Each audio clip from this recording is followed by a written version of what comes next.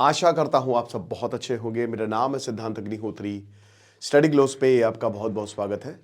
दोस्तों, दीपू चंद्र दास और दो और आदमियों को लिंच किया, मतलब 3 अभी तक मौतें हो गई हैं और ये चौथा अटेम्प्ट था।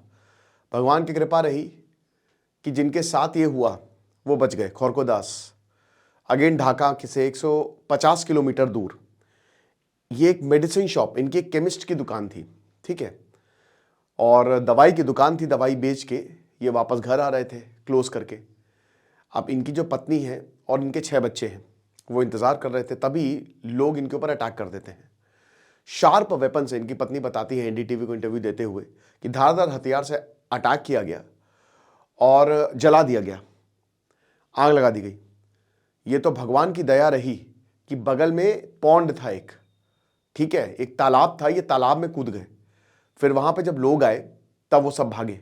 लेकिन दोस्तों, बता दूं कि बहुत ही कंसर्निंग है, ठीक है, क्योंकि ये चौथा इंसिडेंट सामने आया है जहां पे लिंच किया जा रहा है, मॉब लिंचिंग हो रही है। इनकी एक आंख का ऑपरेशन हुआ, सर्जरी हो रही है, अभी ये खतरे से बाहर है, ये बच गए हैं।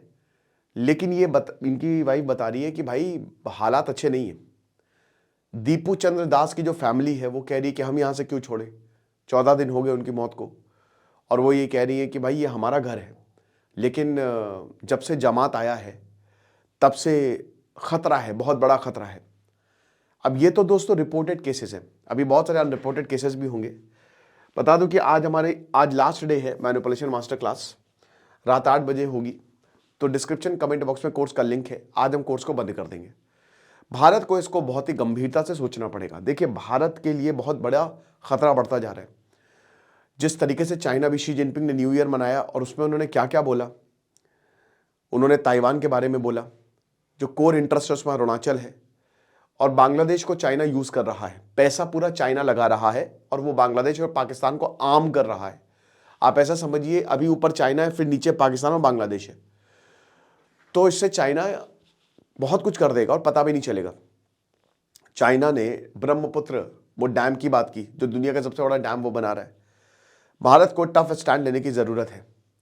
भारत निकल नहीं सकता इन सब चीजों से। जो हमारे लीडर्स हैं, और मेरे ख्याल में ऑपोजिशन बिल्कुल सही कह रही है कि आप टफ स्टैंड लीजिए। आप क्या कर रहे हैं? जो लिंचिंग हुई है, ठीक है, उस पर भी ठीक है, हम ये मान रहे हैं कि वार्निंग दी है। और यहाँ पे अभी एस जयशंकर जो है, वो जो पाकिस्तान के नेशनल असेंबली स्पीकर, उनसे हाथ मिलाते हुए दिखे और वार्निंग दी हुई है। और बांग्लादेश कार्रवाई भी कर रहा है, वो कह रहा है कि नहीं हम कार्रवाई करेंगे और आप चिंता मत करिए। एक ऑलिव ब्रांच भी दी है वहां पे। लेकिन हमको ये नहीं भूलना चाहिए, भी खालिदा जिया की मौत हो गई है, शेख हसीना यहां पे है, जमात का प्रेजेंस है। 13 फरवरी को इलेक्शन हो जाएंगे इलेक्शन, मुझे लगता है तारिक रहमान जो है वो प्रधानमंत्री बन सकते हैं। मेरे ख्याल में उनसे कांटेक्ट करने की कोशिश की जानी चाहिए। मोहम्मद यूनुस से एक्टिवली बात करने की कोशिश की जानी चाहिए। और अगर नहीं होता, ये सब नहीं रुकता है, तो भारत को जितनी भी मदद दी जा रही है बांग्लादेश को, उसको रोकना चाहिए, ठीक है। ये मैंने पहले भी बताया था कि हमको यहाँ से स्विच बंद करना है, इनकी बिजली चली जाएगी। ये काफी हद तक भारत पर डिपेंडेंट है, बहुत कुछ, क्योंकि बहुत सबसे बड़ा बॉर्डर है ना, 4000 किलोमीटर का बॉर्डर जो है बांग्लादेश हमसे शेयर करता है। तो द बिगेस्ट बॉर्डर जो हम शेयर करते हैं। और जब तक शेख हसीना थी तब तक तो बॉर्डर खाली ये नाम मात्र का ही था, है ना। अभी भी बहुत जगह फेंसिंग नहीं हुई, इसलिए स्पेशली बंगाल वाले एरिया में। और कई बार पलायन होता है। अभी जो हिंदू है वहां पे 7 से 8% ही है। चिन्मय कृष्णदास का क्या हुआ पता नहीं किसी को, वी डोंट नो। चिन्मय कृष्णदास कहाँ है, क्या कर रहे हैं, जेल में है, नहीं है।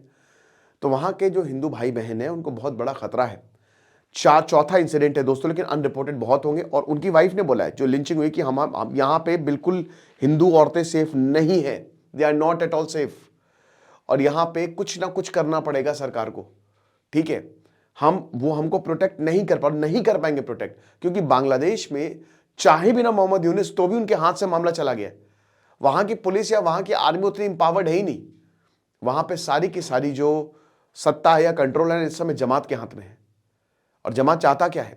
स्ट्रैटेजिकली हिंदुओं की जमीन है, जहां पे मंदिर है, उन पर कब्जा करो, उनकी औरतों को पकड़ो। ये सच है, यही चाहता है जमात, ठीक है। भारत से बहुत अच्छे रिश्ते नहीं, सीधा पाकिस्तान से फंडिंग होती है उनकी। या तो वही कह रहे कन्वर्जन कर दो या फिर रेप करो, नहीं तो जितने भी हिंदू हैं, अभी तो उनको खुला मिल गया है ना कि मारो। अब तो उनको खुला एक अल्टीमेटम है, अब कितना भी बांग्लादेश कह ले ठीक है कि नहीं नहीं हम हिंदुओं के साथ खड़े हुए हैं, हम हिंदुओं की रक्षा करेंगे, वो नहीं कर पाएंगे, वो नहीं कर सकते। एक तो मंशा भी नहीं है और दूसरा उनके बस की भी नहीं है।